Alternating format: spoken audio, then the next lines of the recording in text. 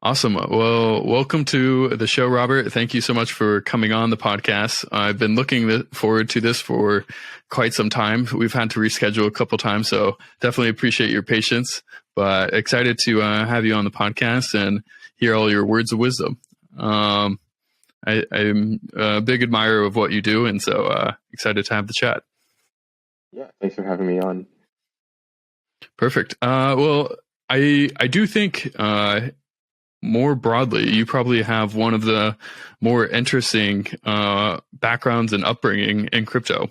And so I'd love to start the podcast just with how you got into crypto and kind of your unique story from like college to dropping out to going crypto full time. Yeah, I think got into crypto because of a friend, started out with some MEV stuff, and then gradually did more crypto security. So I think did some bug bounty stuff like that, and then earlier this year, early 2022, did a couple audits, and from there, kind of I think once you do a few audits, you kind of get hooked, right? Or I think people see what you can do, and then it gets pretty easy to close the next few. But I think once we did the first few. Market conditions are also pretty good back then. It was, still kind of the bull market. Then just grew from there. So did you initially get in the last like 2020, 2022, or did you get in like prior to that in like the last cycle? I think late 2021, early 2022, around then. Okay. Got in, and then so I think just before. Just after, I think, the peak of the market, right? The peak was around September or so. Wild. And so you said you were doing MEV. Was that initially on Ethereum, Solana, Avalanche? What chain did you start on? Solana, actually. Okay. I think, when I was looking at chains, I think EVM looked pretty crowded. It seemed like a lot of people were already building on there. I mean, I think the chain selection was relatively arbitrary, right? There wasn't too much thought put into it.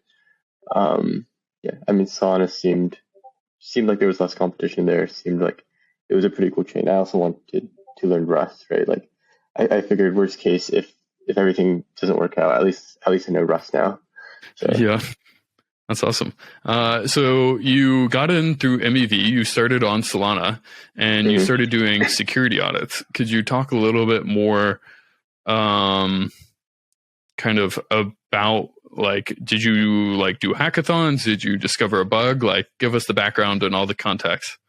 Yeah, so I guess the first really interesting bug we found was one against the Solana stable swap implementation. So that was with Saber. They had like a rounding issue in their stable swap, which meant that you could extract one base unit of value each time you did a swap. So in other words, like when it was supposed to give you, like 4 tokens, instead give you 5 tokens. And these tokens are like the base, like the atomic token values, not like real UI token values. So I think we did the math. In the end, it was only really profitable against Bitcoin swaps, but Saber did have, I think, a couple $1 million of Bitcoin swaps, or I think it was like 74 million, or it was some non-trivial amount. And then if you do that, you could actually, plausibly extract a decent amount of value. So yeah, reported that to Saber. I think we did the write-up for that, and I think that's kind of what got a lot of the initial attention. I think that was probably one of the more interesting bugs that we found actually over the course of our time. So maybe even backing up a little bit and before like finding some of these interesting bugs, you're in university. Like, how did you get into kind of bug bounty and like finding these bugs? You were just studying computer science, and you're like one day you woke up and you're like, I want to find bugs in Solana smart contracts. So I guess I did a lot of security beforehand. So I guess for around 1.5 years prior, I worked at a vulnerability research shop. So that's like finding bugs in like specifically mobile devices. I guess I worked on the Android team, found bugs in Android devices. So like Chrome, and other like relatively hardened targets. I guess before that, or I guess concurrently, a little bit before that, I also did a lot of bug bounties. So like going to websites. So for example, did a lot of work against GitHub because they have a really nice bug bounty program. I found a number of interesting bugs on GitHub. So like mostly Web2 stuff. And then saw that, there was large hacks in Web3. And I mean, like, to be honest, it's not like that much more, it's not that much harder to hack, right? I mean, you have companies in Web3 pushing out code, which they haven't really spent that much time looking at. And yeah, decided to, give it a shot.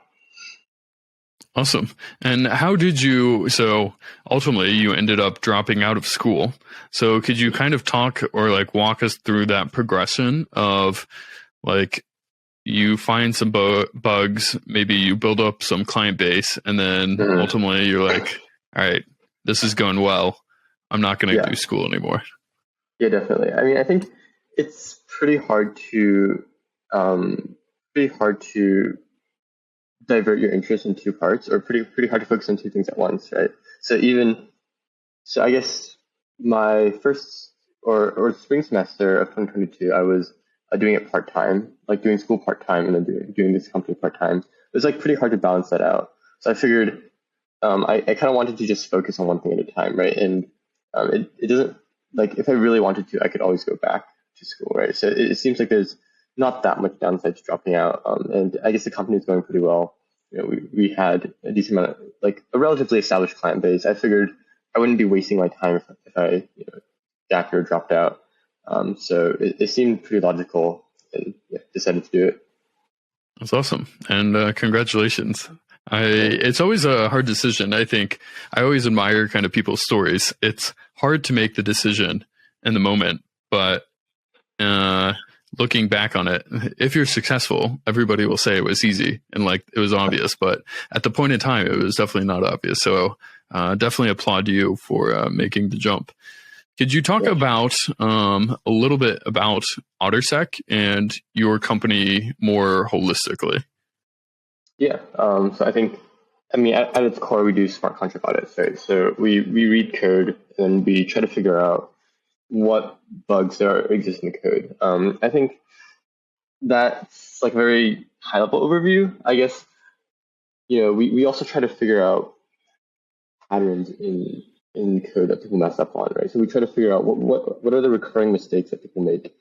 And also we try to figure out like new mistakes, right? Like new bugs that exist both in people's code, but also maybe in their dependencies, right? So for example, some of the interesting bugs we found are framework issues, right? So they use some portion of the SDK incorrectly, or maybe the SDK is even written incorrectly.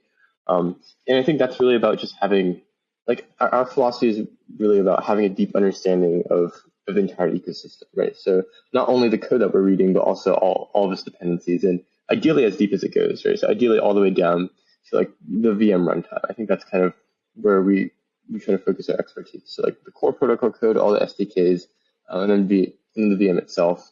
If you have a good understanding of that entire stack, I think you probably have a pretty good shot of finding, all the bugs, or at least like a very high percentage of the bugs that there do exist. That makes sense. So understanding all the dependencies, you laid out a couple. Maybe I think I always try to get technical people to explain things in a non-technical way. How would you, maybe just walking us through those again, how would you, at a high level, and from your technical understanding, how would you explain kind of those each levels of the stack that you must be core competencies to the OtterSec team to a non-technical person? Yeah, so I guess, you have a smart contract, and it relies on some code, right? So usually you write your smart contract in some language, like for example, Rust or Move or Solidity, and then it has dependencies, which compile it down into which allow it to interact with the chain it runs on, right? So for example, you probably have a compiler somewhere, right, that turns your higher level code into bytecode that the chain can process. So for example, for Solana, they have their own LLVM implementation. For Move, they have their own compiler too. And then you also sometimes have framework code, right? So that's code that is written in the same language as your code, but is written by external library developers. So someone else wrote it. Other people use it too, which is the difference from your code. But it may or may not be secure, or there may be like subtle issues when you try to use it. So I guess the general idea is that when you write code, you have your application and you write that code, but you're also bringing in probably like tens of thousands of lines of code written by other people, and it's probably not possible to fully understand all of that code. I guess the idea or our thesis is that understanding as much of that as possible is probably going to let you find more interesting issues in the code that you read.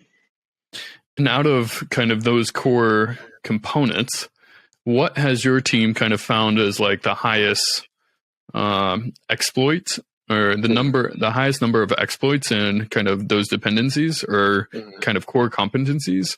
And then what do you enjoy personally kind of deep diving in those core competencies? Yeah, that's a good question. I guess it differs between chains. I think, at least for newer chains, I think there's a lot of relatively easy denial of service area. So in the VM, it's usually easy, or it's usually possible to construct malicious bytecode that will bring down the chain. And I think that's a function of a couple of things. One is that I think a lot of new chains very heavily optimize fast, cheap transactions, right? Like one of the pitches is that we're going to make a blockchain that is very, very fast and very cheap for everyone to use. And the issue with that is, in order to make fast, cheap transactions, you need to actually have cheap transactions, which means that someone could potentially you're mispricing the compute cost, right? Like potentially someone could spend like $1 to force you to compute 10 billion addition operations or something like that, right? And at that point, your chain goes down. Like there's no feasible way for a computer to compute 10 billion additions, or actually maybe additions is a bad example, but 10 billion non-trivial operations in like 10 milliseconds, right? Like there is some fundamental compute requirements. Yes, I mean I also personally enjoy looking at that area a lot. I think I really like looking at like the virtual machine layer. So like processing bytecode. I think there's a lot of pretty interesting attack surface there. And it's interesting seeing also how different chains compare with each other. Yeah. You touched upon two things there. How, in your opinion, kind of, you said like the newer chains, and what in your mind are these like newer chains, and how do they compare to like older or legacy chains? Let's start there, and then we'll get into the virtual machines, because I also really like virtual machines as well. Yeah. I mean, I guess the newest one probably that we've worked with would be Aptos. I think they launched a couple months ago. I think Sui is also launching pretty soon. So, I mean, they'll be the newest one in a bit. I guess Solana, I think, is comparatively, or actually, I think Solana is relatively old. I guess it's like comparatively new compared to like some EVM, like Ethereum. Yeah, I guess off the top of my head, it'd probably just be Aptos and Sui. And how would you kind of compare, I guess, being having done a lot of work on Solana, starting to do some work on Aptos, and have you audited smart contracts on Sui as well? Not yet, but we're talking with a couple of teams. Okay. Well, then comparing Solana and Aptos, what are some of the biggest things that you've seen? One, from just like the core code itself for like the layer one, and then two, how the code compares when kind of evaluating more Rust to a Move programming language. Yeah, so I think both Aptos and Solana are written in Rust. So both the core layer one code is written in Rust. Like when you write smart contracts on them, you write into different languages, but the core layer one code is relatively similar. I think for Aptos, they're a bit newer. So I mean, there was, I guess we did find more denial of service issues, I believe. I think the core code is pretty solid. I think both Aptos and Solana are pretty great teams to work with. Not too many complaints there. I guess in terms of like the layer one code, like Move versus Solana Rust, I think overall we seem to find less recurring issues with Move when we do Move audits. So I guess this is actually something pretty interesting. Like when we do Move audits, most of the issues that we find are probably application specific. So issues with the business logic, they messed up some calculation somewhere, but usually they're not like recurring issues like sometimes you see on Solana, right? Like there's no re-entrancy vulnerability class, or there's no like missed checks of account information like we see on Solana a lot. I think at least initially, so I think eventually we'll find some sort of like recurring issue. But at least initially, it seems like Move seems to be a safer language, or I guess more accurately, people seem to write safer smart contracts when they use Move. That makes sense. Could you compare kind of Rust Solana to Move for like the non-technical people, and why you were seeing less kind of security vulnerabilities when contracts are written in Move? Yes, I think Move is much higher level language. I guess one like the typical flow for a Solana Rust program is they get input data in the form of like byte arrays, right? So unstructured bytes or unstructured data, and then they run some deserialization on that data. So they have to first parse it out into data structures that the program understands. Then it does some sort of manipulation on those data structures, and then it writes it back into memory. Versus Move, you just get past this high level struct immediately, right? So you don't need to do any of that deserialization. That's already handled for you by the VM, and then you can just operate directly on those data structures, and then it will like that. You get past like a pointer or a reference, so those changes also automatically persist into memory. So you don't need to worry about serializing like this. You don't need to worry about any issues of potentially serializing the data wrong, or double serializing, like serializing it twice or something like that.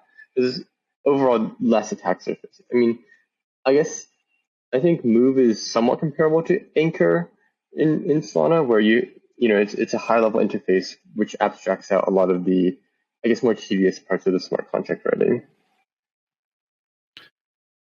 Makes a lot of sense. So have you seen, once kind of the teams on Solana that use Anchor, do they have in general less problems with their code from a security standpoint from just like basic Solana Rust?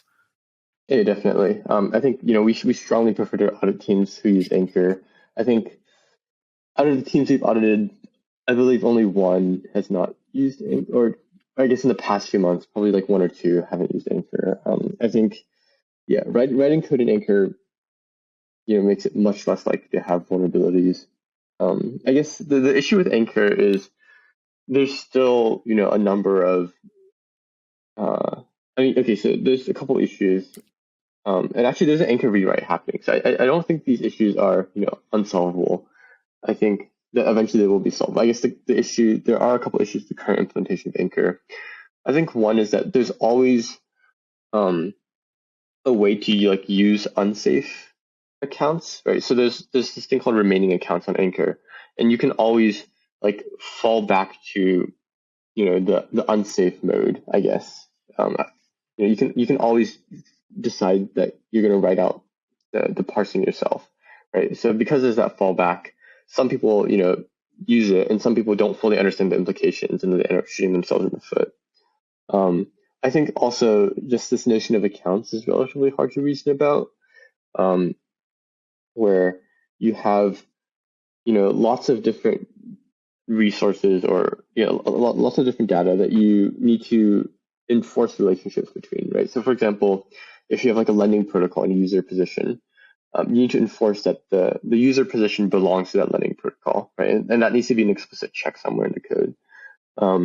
But a lot of people don't verify that, or they sometimes miss that verification, right? I think I'd estimate maybe like 10 to 20% of the bugs that we find are due to that, missing relationship check between two critical pieces of data.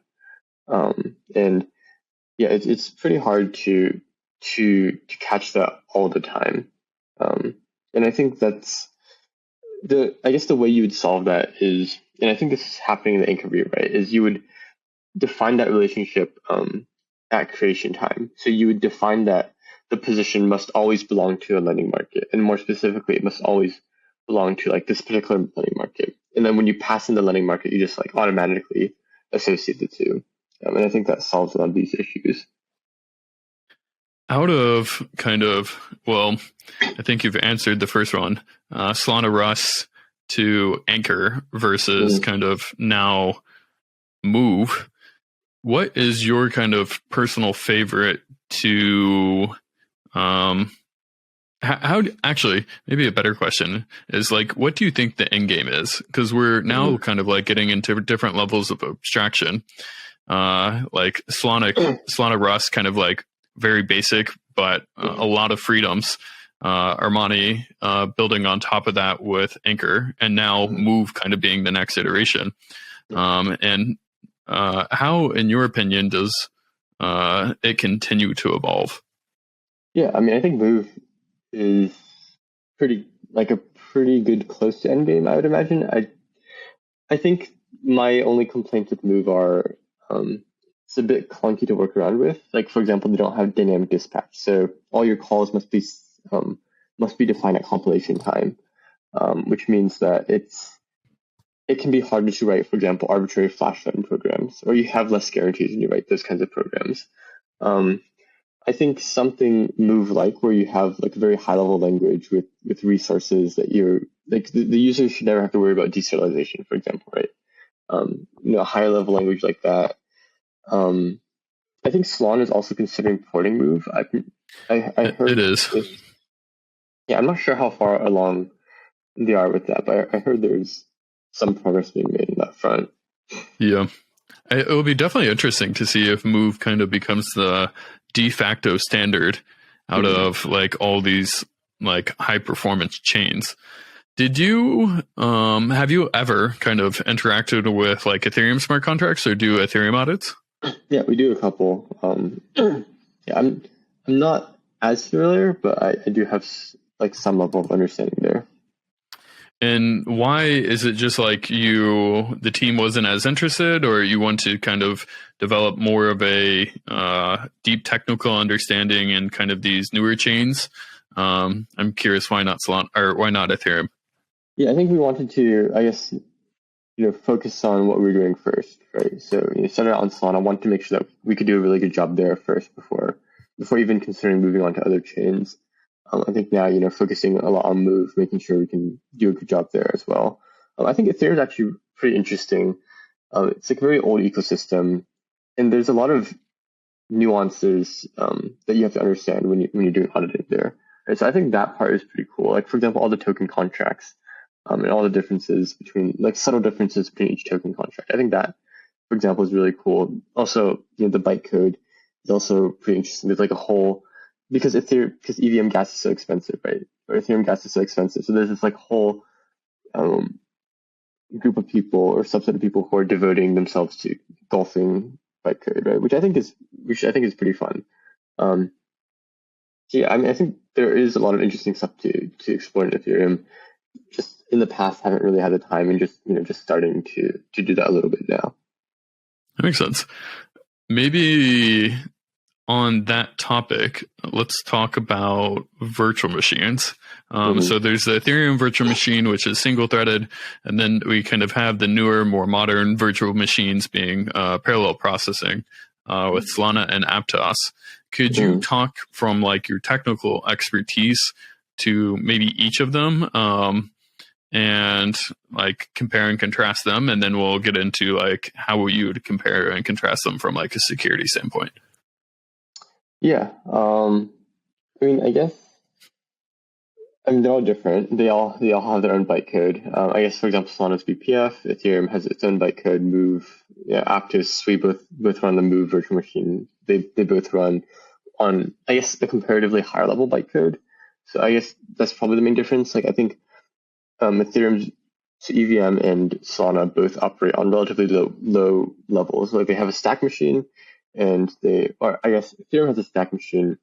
Solana has, BPF, which is registers in memory. So they both operate on like very primitive structures, right? Just like registers and unstructured data. Versus Move, you have like vectors or structs at the bytecode level itself, which I think is pretty interesting. Interesting in what aspect? I guess it's different, right? So at least as far as I'm aware, I think Move is one of the first crypto like blockchains to have a higher level bytecode, or like such a high level bytecode. I think there's pros and cons there. I guess pros are you can have a much more succinct bytecode format. Like you don't need to. I think, for example, Move binaries or Move programs are a lot smaller than like Solana programs, right? You don't need to spend all this time serializing, deserializing stuff. Vector operations are a single bytecode instruction. I guess the downside is I think it moves a lot of that complexity into the virtual machine itself. So if there are bugs, there's a good chance that it might be in the virtual machine, which means that it would affect everyone, right? So I guess the counterpart to that is I think these chains need to, and I think they do actually. Aptos has been spending a lot. Aptos has been spending a lot of effort into this. They need to spend more effort making sure that the VM is actually secure. And I guess by not having a secure VM, what are the downsides of if someone was to develop or exploit a vulnerability there? Yeah, so I mean, every program depends on the VM, right? Like we talked a little bit about like these dependency chains. Every program would depend on the VM. So if you had a bug in the VM, you could theoretically use that to exploit any program, right? So depending on the bug, depending on the implications, but I think there are plausible exploit scenarios where you could, exploit the entire chain, which would be pretty bad. Yeah. Maybe going back to Ethereum real quick. Ethereum was the first to ultimately add smart contracts, and I always applaud them for doing that.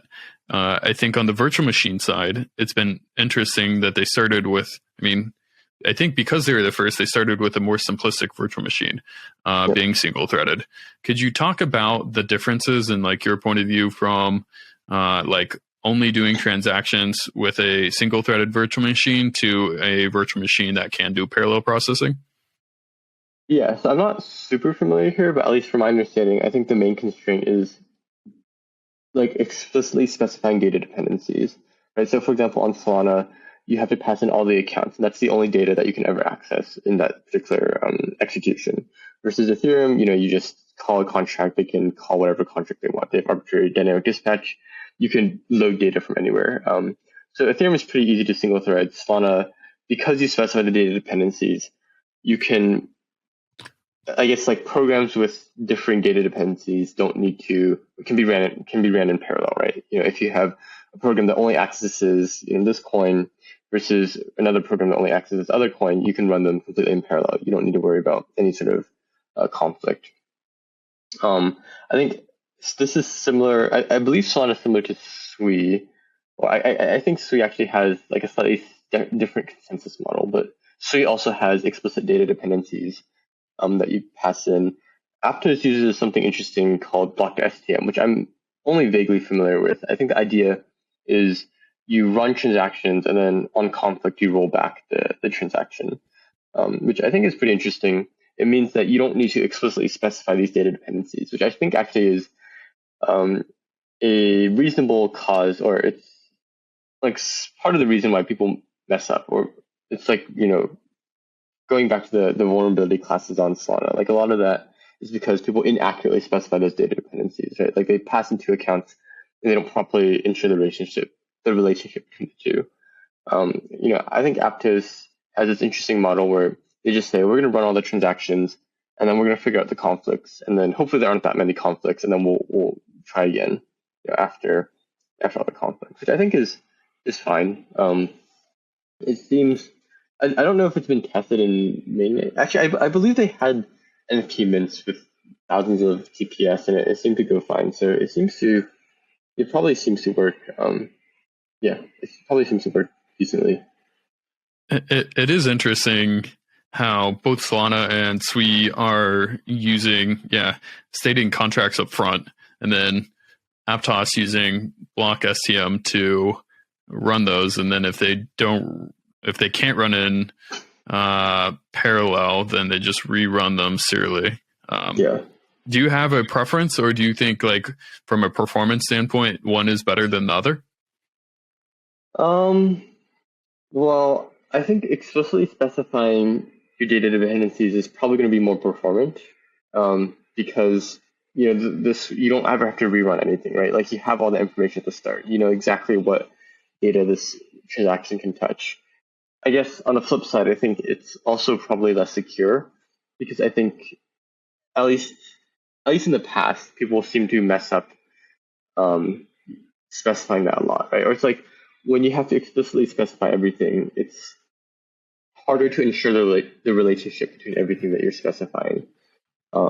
Versus, I think Aptos has pretty clean patterns in terms of passing in data, right? So, for example, one common pattern on Aptos is you pass in an address, and then you would load the structure from that. So this way you can, there's no way to mess that up, right? Like, you only pass in this address, and then the only structure that you can load is from that passed in address. Right? It's very hard to make a coding mistake there. Versus if you pass in like a structure or some piece of data, and then you also pass in the address, and you have to like manually check that the data belongs to the address. That's like potentially missing check somewhere that you need to manually ensure every time. Yeah, the virtual machines are super interesting. Maybe going from like just comparing and contrasting them to talking about the different security functionalities. From your point of view, I know you haven't done too many security audits on Sui, but from Solana, Aptos, Sui, because they each kind of have their own flavor of virtual machines, what have you seen from the security side? Yeah, I guess there's kind of two separate parts. One would be the virtual machine itself, right? And then the other would be apps building on a virtual machine. So I guess which one are you asking about? Or let's do the virtual machine itself and kind of compare those from the security, and then I do want to get into applications building on the virtual machines as well. Yeah, so I think Aptos and Sui use similar virtual machines. They both use Move. Sui has its own fork, and they remove functionality, and they also add more functionality. But I think overall, Sui probably has more attack surface.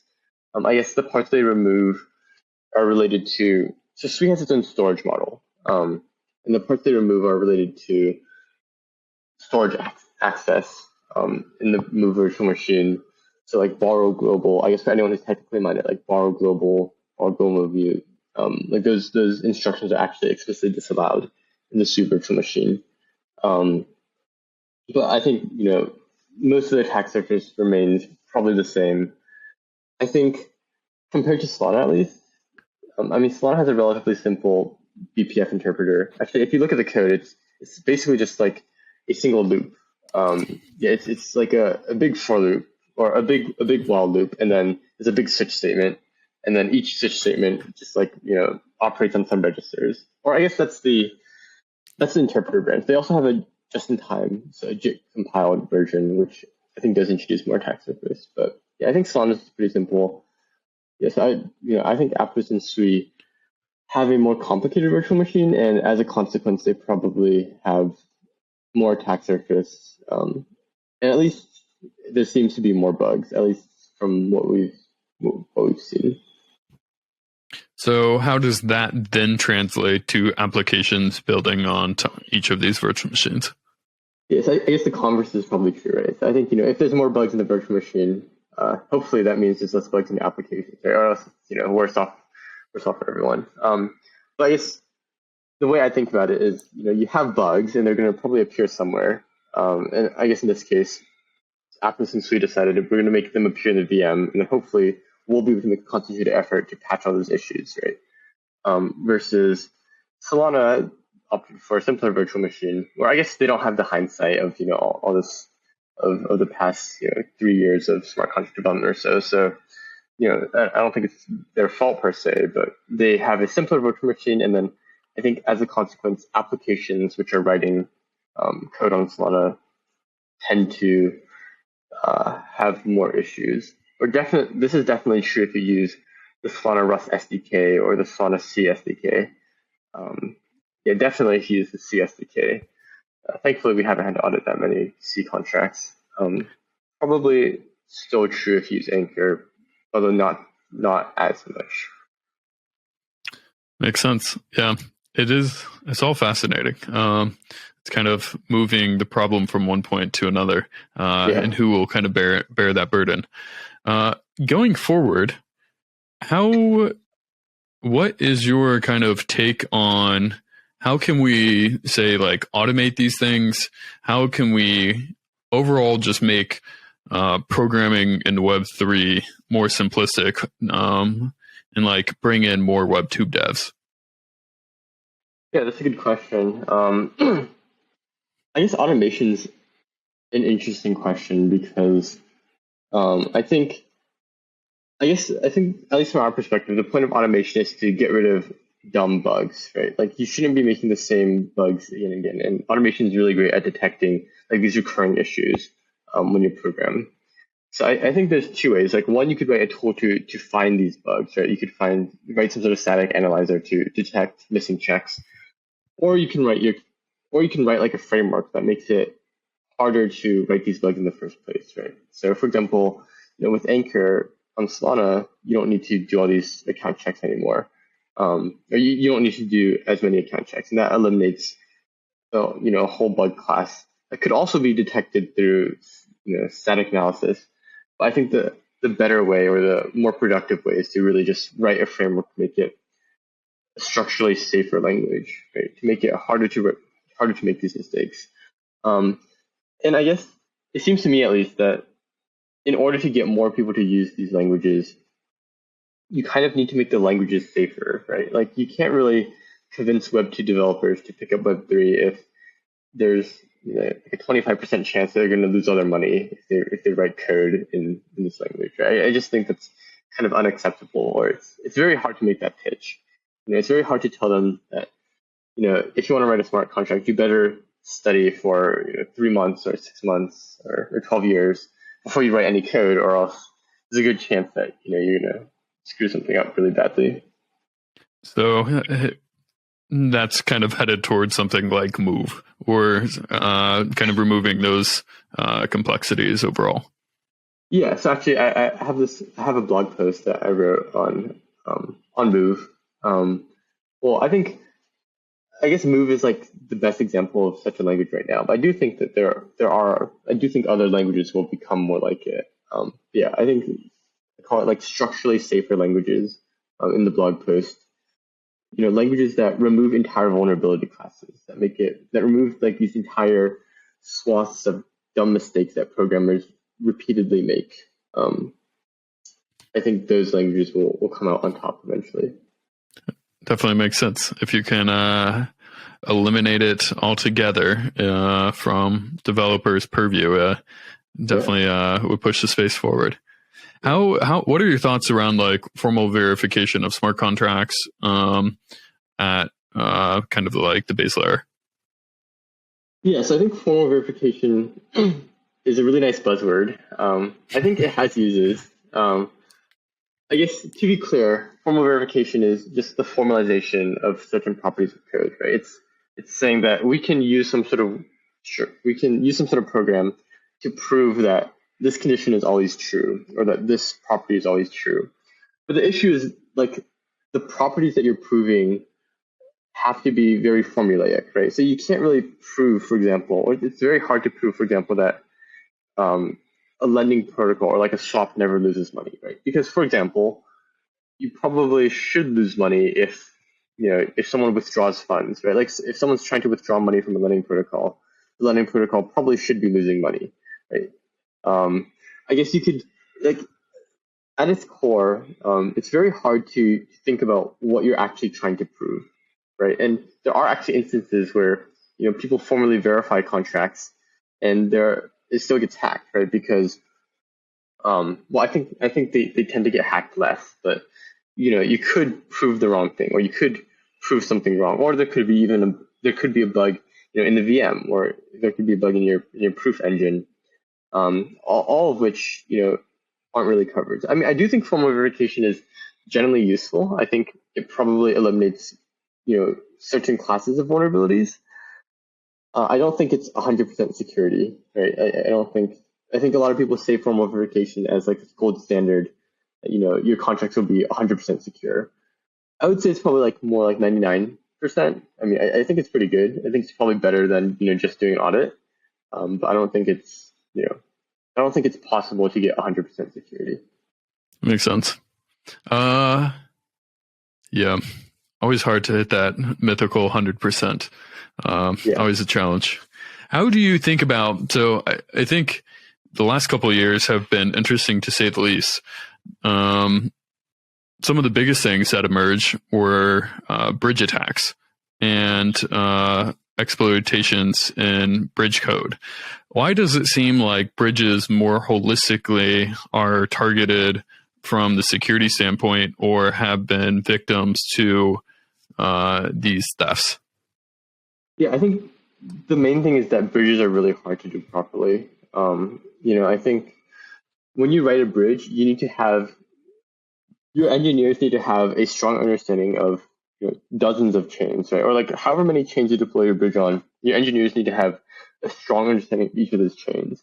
Versus, if you write a lending protocol or swap, you only need to master one chain, right? You only need to understand the nuances of one chain.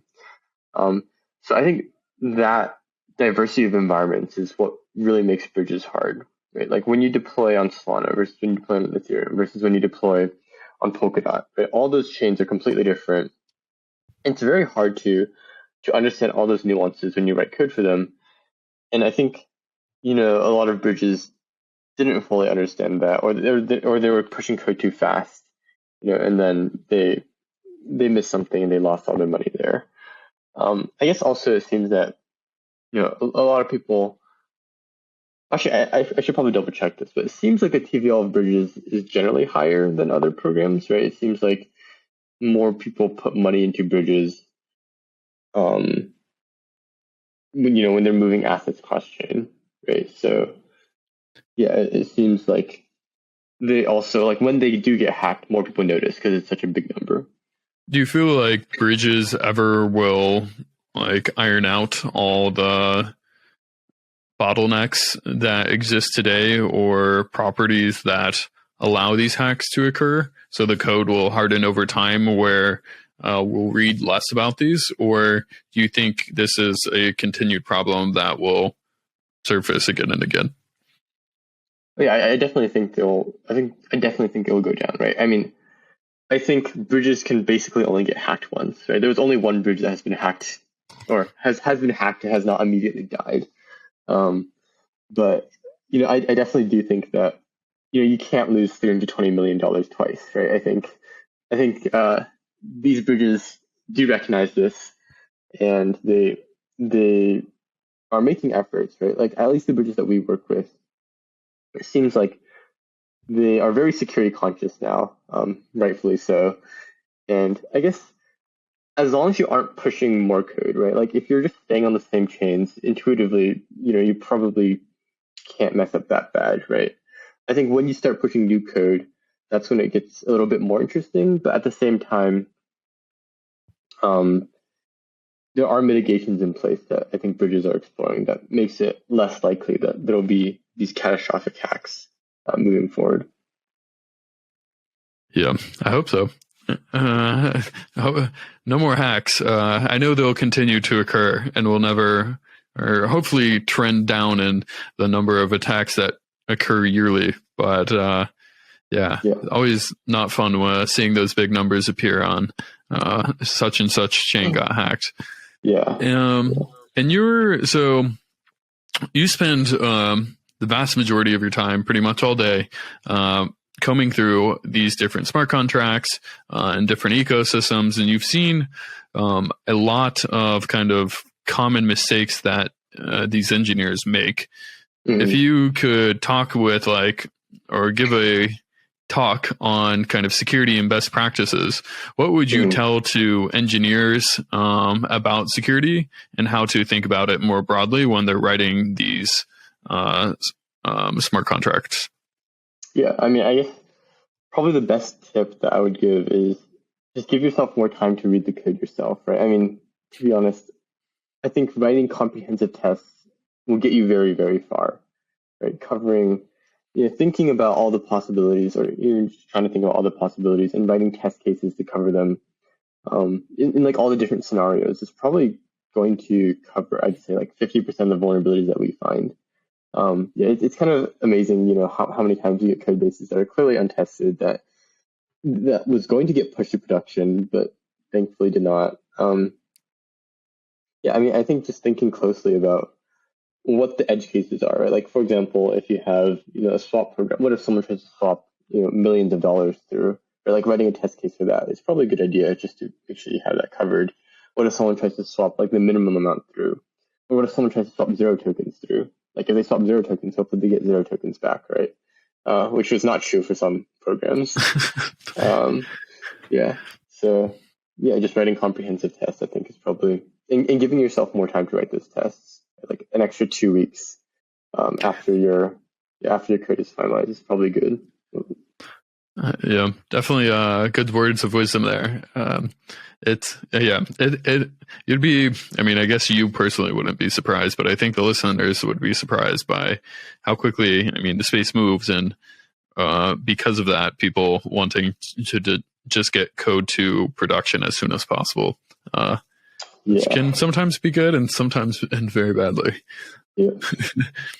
Awesome, man. How are there, maybe in your experience, are there like any common exploits that come up more often than not, or things that you recurringly find?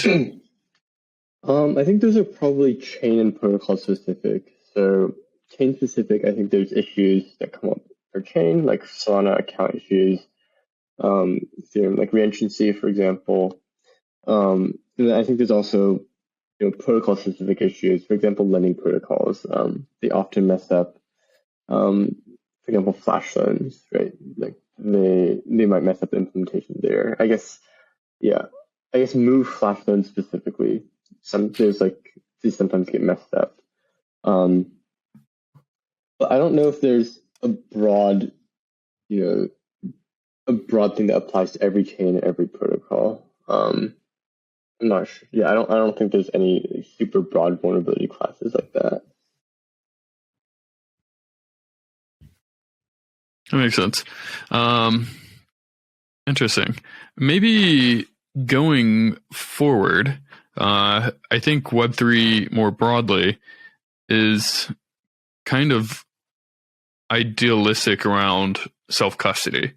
What are your thoughts on self-custody of assets and people owning their assets? Do you think that's, I guess like kind of what are your opinions and what are like your point of view on that going forward?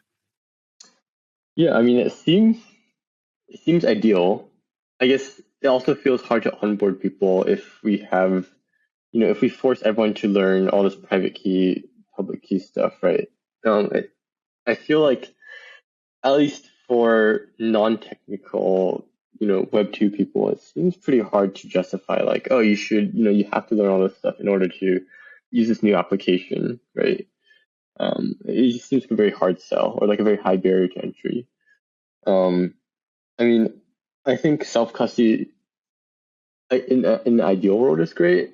I guess it also opens up, like if you self-custody, you also take responsibility for it, right? So if you lose it, it's on you, which, I mean, maybe for a couple $1,000 is fine, but even I wouldn't really trust myself to self-custody, tens of millions of dollars. I'd rather it be FDIC insured somewhere, in a bank. Yeah, it's definitely interesting to watch how the space will continue to evolve, and engineers hopefully will continue to abstract some of those complexities. But at the end of the day, if you're self-custodying, you're self-custodying. So well, I hope there's better solutions going forward, and I'm definitely watching those closely. Maybe since you're have kind of, this was like your first fight cycle in crypto, what were your thoughts of like the last year, 2 years, and the ecosystem? Anything that surprised you? Anything that caught you got off guard, or what were your thoughts the last couple of years? Yeah, it seems like there's still a lot of activity in crypto. I mean, I guess I thought I was a little bit cynical. I thought everyone would have left by now. After the markets crashed, I think after FTX crashed, right? I think that was really, really big for everyone. I know lots of my friends personally too lost a lot of money. But I mean, it seems like they're very resilient still. Seems like they're still building, which is really exciting. I mean, yeah, I think hopefully we'll be here for a while. But yeah, hopefully there's no more FTX like crashes. I agree. They're not fun. Last couple, I joined in 2017, kind of in the ICO boom, and learned a lot in that kind of bear market. And so definitely took a lot of learning lessons to this last kind of cycle. What is your kind of opinion on whether, I guess today Web3 more broadly doesn't have too many users. We're starting to onboard more engineers, and I think a lot of that is due to kind of these upcoming simplicities with these smart contract languages and developers being able to kind of write better apps. What do you think is needed to onboard like 10 million users, 100 million users into the ecosystem? Is it more engineers? Is it better layer ones? Is it better applications? Is it all three? Yeah, I mean, I think it's more on the application side, right? I think, well, I guess a couple things. I feel like there needs to be a non-technical way for users to join, right? Like even installing Chrome extension is a bit much. I feel like, generating key phrase definitely. It's extremely opaque what this stuff actually means to someone who's non-technical. So I think some sort of better interface. Like if you could onboard with a credit card or a debit card, I think that would be ideal, right? I think also more genuine use cases, right? I think a lot of crypto applications right now are very financialized. I mean, they're essentially just financial games for people to play. But I don't know if there's a huge amount of utility for someone who's a normal Web2 user, right? There's no it seems hard. Like if you're not here to make money, like all of DeFi becomes kind of pointless, right? I mean, like all of DeFi is like trading money around. And I just don't think, I think that appeals to some people. I think that subset is pretty limited. I guess gaming seems to be a pretty big thesis that people have. Seems like a lot of L1s especially are trying to get more games onboarded. So I think that seems pretty promising. Maybe some other application that just generally appeals to normal users. Is there any specific ecosystem that you're looking forward to the most for, I'd say in general, just in usage and like personally with like the company? Particular ecosystem, I'm not super sure right now. I mean, I guess, are you talking about chain or like games? Yeah, chain. If you had to pick a favorite child. Pick a favorite child. Yeah, I'm not super sure. I think each ecosystem seems to be doing different things well. Or I think different ecosystems claim to be better at different things. I haven't like looked too deeply into them, right? So I mean, for example, I think the move chains seem to claim that they've got a lot of gaming interest, which seems pretty nice. I think Solana also mentioned some of that. Although, like, to be honest, I haven't looked too deeply into like whether these claims are true or not. Yeah, I mean, I'm not super sure. I guess we'll kind of have to wait and see to see which one ends up on top, right? Yeah. Yeah. It's definitely interesting. As a company, how big is your team now? And then kind of what are some of your big goals for the next year or so? Yeah, I think we have around 20 people now. Wow. And then hoping to survive this bear market. And yeah, we'll see. I mean, I think we're trying to solidify relationships in the existing chains that we work on, and maybe consider exploring a little bit into other chains, although not really as actively. I think just continuing to do well at what we already do, hopefully. I like it. What would you describe OtterSec's like vision when you talk with the team or talk about bringing new people on board? What is your like big selling point to them? Yeah, I think we have a lot of really smart people. I think we do cool work. We try to dig deep into places that other people haven't really looked at. And yeah, hopefully build a tight-knit team.